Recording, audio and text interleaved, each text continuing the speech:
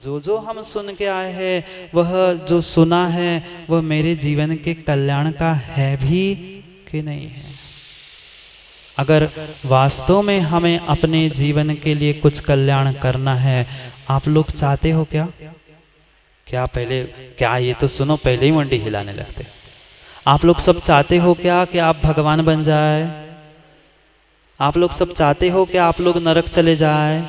मुलाओ ना हिंदी सबके लिए ऐसे ऐसे करते, कह लो नरक जाना है। कोई नहीं कह रहा कि हमें नरक जाना है, प्रत्येक जीव कहता है हमें भगवान बनना है। भगवान नहीं बन रहे तब तक स्वर्ग मनुष्य फिर भी स्वीकार है, पर सबका लक्ष्य भगवान बनना है ना। सबका लक्ष्य भगवान बनना है, पर भगवान बनने के लिए उस चारित्र को प्राप्त करने के लिए बगैर वैराग्य भीतर नहीं है तो शरद पंडित जी वह चारित्र ज्ञान दर्शन सब धरा का धरा रह जाएगा, सब धरा का धरा रह जाएगा। इसलिए भीतर में इन संसार विषय भोगों से जब तक उदासीनता नहीं आएगी, भीतर से करंट नहीं लगेगा कि नहीं अब बहुत हो गया समय, अब तो मुझे छोड़ना है, तब तक काम बनने वाला नहीं है। क्योंकि बहुत रहस्यपूर्ण ग्रंथ के कुंद कुंद स्वामी के उस रहस्यों को हमें समझना है। बहुत रहस्य की बातें कुंद कुंद स्वामी उस वैराग्य के ही बारे में समझाने वाले हैं। इसलिए उस वैराग्य को प्राप्त करने के लिए ही हमें समझना है। क्या आप लोग सोचेंगे कि महाराज जी ये विषय तो हमने बचपन में ही पढ़ा है? क्यों माता? ये विषय वैराग्य आदि का, 12 भावना आदि का विषय तो हमने बचपन में पढ़ा है, बच्चों को भी पढ़ा है, पढ़ाया तो खूब है, सुना भी कुछ है, पर माँ उसको भीतर उतारा क्या? नहीं उतारा। आज तक हम दूसरों के विचारों पर विचार करते रहे, दूसरे के सोच के बारे में सोचते रहे। अगर हम अपने ही सोच के बारे में सोचते, अपने विचारों पर विचार करते तो कभी विचारे नहीं होते। नहीं आया समझ में? क्यों विचारे हो संतोष पंडित जी? मैं तो विचारे ही कहता हूँ। आप कितनी अपने आप को पंडित विद्वान ज्ञानी मान लेना, पर आप विचारे ही हो। क्यों विचारे? क्योंकि हमने आज तक अपने लिए विचार नहीं किया, अपने विचारों पर विचार नहीं किया कि मुझे अपने विचार, अपनी सोच किस तरह से बनानी थी। इसी कारण से हम आज तक संसार से भयभीत होकर वैराग्य को धारण करके दूर नहीं हो पाए। चारित्र तो फिर भी एक देश चंद्रेश जी हमने प्राप्त कर लिया, एक देश चारित्र फिर भी हमने प्राप्त कर लिया, महाव्रत भी प्राप्त कर लेंगे पुण्य के उदय से। पर अगर उसमें वैराग्य की कणिका नहीं है, विषय भोगों से अगर हमारी आसक्ति नहीं छूटी है, तो हमारा वह भेष, हमारे वह व्रत, हमारी वह साधना माँ सब धरी की धरी है। इसलिए बहुत बहुत अच्छी बात कुंद कुंद स्वामी जो हमें समझाने वाले, उन कुंद कुंद स्वामी के ही ग्रंथ को हमें आज प्रारंभ कर, एक बार नहीं, 2 बार नहीं, 3 बार नहीं, कई बार एक विषय को समझना होगा, तब जाके कभी कुछ अंदर घुस पाएगा। क्या पहली बरसात होने से ही भूमि से अंकुरण हो जाता है? नहीं होता। 1 बार, 2 बार, 3 बार जब पानी गिरता है, तब जाकर जब पहली बार पानी गिरता है, तभी मात्र उस भूमि की उष्णता नष्ट होती है। जो गर्मी तपन ग्रहण की थी उस मिट्टी ने, वो पहली बरसात में वो तपन कम हो गई। फिर दूसरे में उस मिट्टी में थोड़ा सा गीलापन आ जाता है। फिर तीसरी बार जब पानी गिरता है, तब जाकर अंकुरण होने की शक्ति उस मिट्टी में आती है। ऐसा ही बिल्कुल वैराग्य के बारे में है। हम सोचते हैं दिन में माँ कितनी बार हमने पहले मेरी भावना के भी बारे में समझा। जैसे भगवान को मेरी भावना सुनाते हैं, हर बार 12 भावना का पाठ होता है ना। हमने तो सुना आपके यहाँ जहाँ जब किसी की शोक सभा होती है, तब किसका पाठ होता है? होता है क्या? कितनी बार सुना चुके माँ? कितनी बार दूसरों के घर वालों को मेरी भावना, 12 भावना सब कुछ हम सुना चुके, पर अपने आप को सुना पाए? नहीं सुना पाए। एक बार सुनने से सुनाने से काम नहीं होगा, दोबारा तिबारा 4 बार बार बार बार बार काम हो करना होगा, तब जाके कुछ काम बनेगा।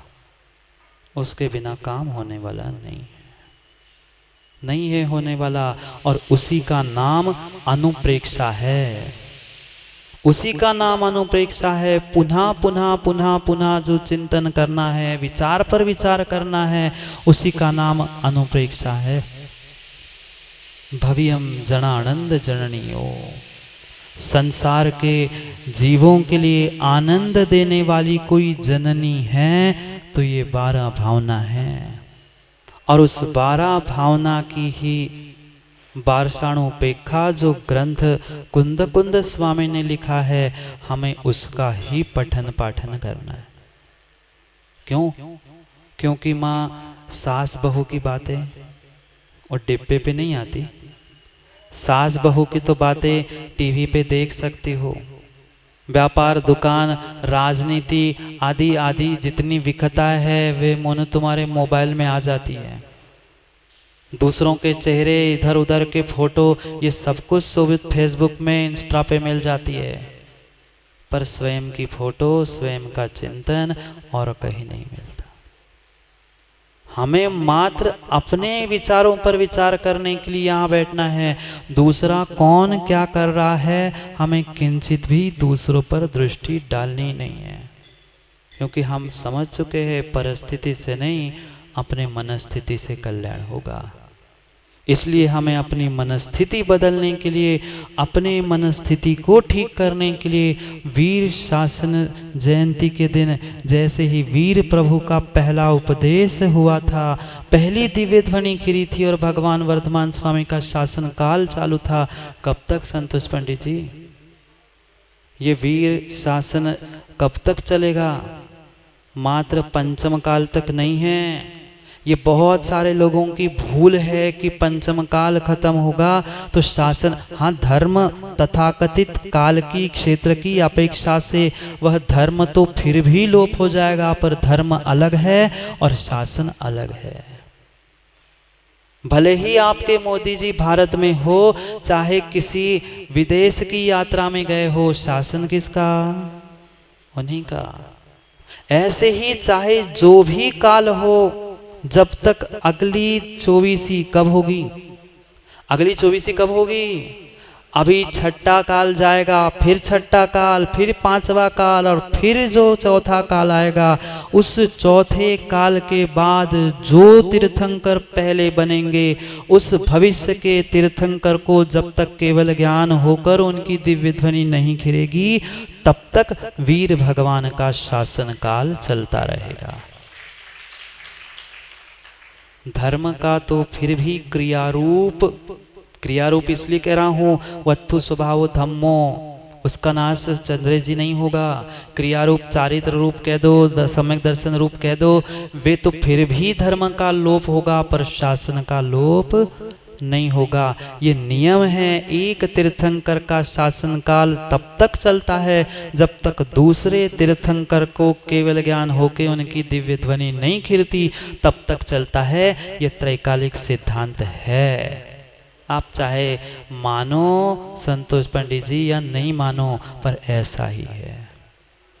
इसलिए कई आचार्यों ने तीर्थंकर महावीर स्वामी को इसलिए पुण्यात्मा कहा, वो तो फिर भी एक ही काल में चलने वाले तीर्थंकर का शासन था। इसलिए विशेष महती कृपा या महती हम अनुकंपा महावीर स्वामी पर क्यों करते हैं? एक तो उनके शासन काल में रहते हैं और दूसरा उनका सबसे बड़ा शासन काल है, इसलिए भी मानते। इसलिए आज के दिन उस वीर भगवान ने अपनी दिव्य ध्वनि से अपना शासन प्रारंभ किया था।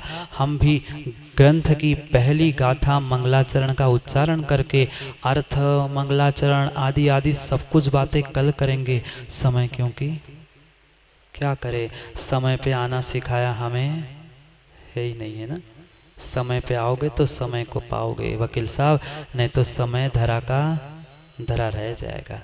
आज मात्र मंगलाचरण करके कल से, आज ग्रंथ प्रारंभ करके कल से हम मंगलाचरण आदि आदि की व्याख्या प्रारंभ करेंगे। सबके लिए बोर्ड पे लिखा है, दिख रहा है क्या? बोर्ड पे लिखा दिख रहा है क्या? हम एक एक श्लोक के एक एक पद को पढ़ेंगे, आप उसको ही देखकर पीछे दोहराना और फिर मिलके श्लोक आज पढ़ेंगे, कल से उसका अर्थ आदि समझेंगे। दिख रहा है सबको? पढ़ो। णम्योण सव सिथे, पढ़ो। जानो तम खविद दीह संसारे, 10 10 2 2 वजने, 10 2 अणुपेहणम वो छे। एक साथ पढ़ोगे कि क्या? पढ़ो एक साथ, पढ़ो पूरे चारों पंक्ति पढ़ो।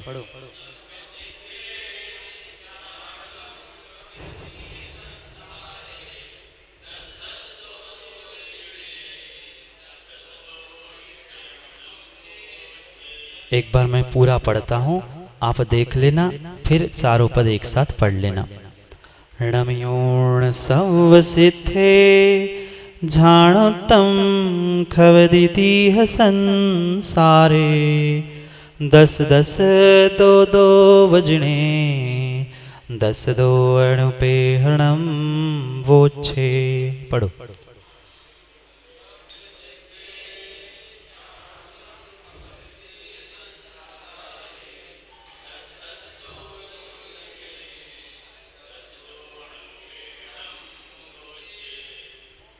बाकी अर्थ, भावार्थ, शब्दार्थ आदि विस्तार से कल पढ़ेंगे, क्योंकि समय आपका हो गया है। प्रयास यही करना। आपके पास वो झूठ बोलने का डब्बा है क्या? सबके पास सभी झूठ बोलने का डब्बा है क्या, जिसमें दूसरे की फोटो देखते, व्हाट्सएप फेसबुक चलाते हो?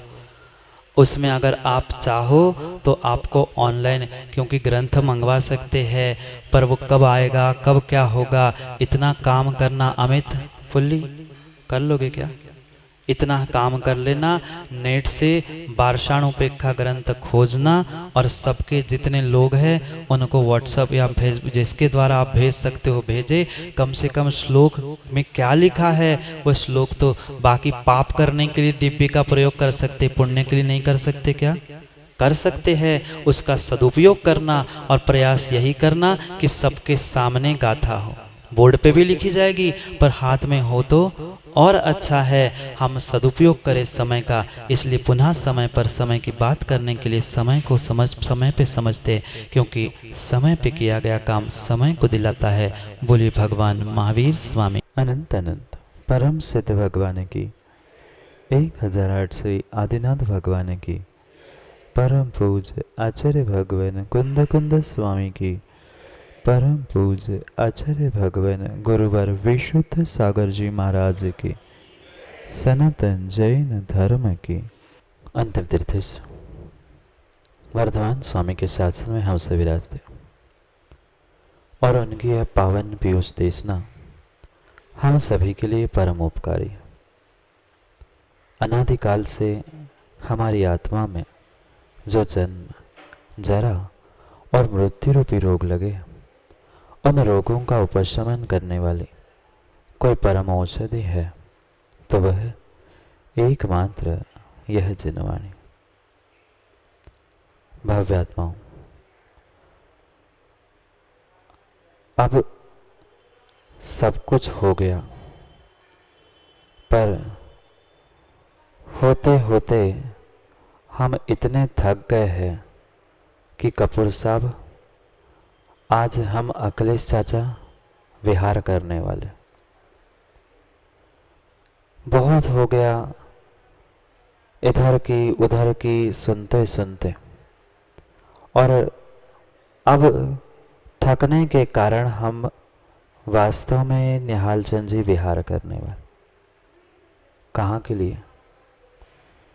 कहीं शरीर से विहार नहीं करना, वह तो 4 महीने के लिए विहार बाहर का बंद हो गया, पर अब हमें अपने अभ्यंतर जगत में विहार करना। बाहर के जगत में तो हम पूरे जीवन तक घूमते रहे, पर मेरे भीतर भी कुछ जगत है, विश्व है, मैं उसे भूल चुका था। इसलिए उस अभ्यंतर जगत के सैर के लिए, अभ्यंतर जगत के विहार के लिए हमें निकलना। चंद्र जी सोच रहे थे विहार करेंगे मतलब कहाँ चले जाएंगे, कहीं और नहीं जाना है। शरीर से पैदल कई बार कई नगरों में कई स्थानों पर हम पहुंच चुके, पर आज तक अपने भीतर के जगत को मैं नहीं समझ सका। हमें ये ज्ञान ही नहीं है कि बाहर जितना विश्व है उससे कई कई अधिक गुना विश्व जगत मेरे भीतर भी। किसके साथ किसमें विहार करना था, किसकी सैर करनी थी। समय जैसे ही मिलता है हम कहीं घूमने के लिए, सैर करने के लिए निकल जाते। अब हम सबको सैर करने का समय मिला है तो हमें राजेश सैर करनी किसकी? बाहर कहीं भी दृष्टिपात नहीं करना। हमें इंद्रियों को छोड़कर अपने भीतर के मन और आत्मा के उस स्थिति को समझने के लिए अपने परिणामों की, अपने उपयोग की और अपने आप की ही सैर करनी। क्योंकि जितना जितना हम बाहर के स्थितियों में, जितना जितना बाहर के जगत में उलझेंगे, उतनी उतनी मेरे जीवन की उलझनें बढ़ती जा रही। जिस दिन मैं निर्णय कर लूंगा कि ये बाहर का जगत भिन्न है और मेरे जगत भीतर का जगत भिन्न है, उस दिन मुझे सुख का वेदन होना प्रारंभ हो जाएगा। इसलिए हमें जो मेरे भीतर ज्ञान दर्शन है, मेरा उपयोग है, मेरा मन है, मेरा जो आत्मा है, वहां तक पहुंचने के लिए उस अनिंद्रिय और अतीन्द्रिय उस ज्ञान की यात्रा हमें प्रारंभ करनी।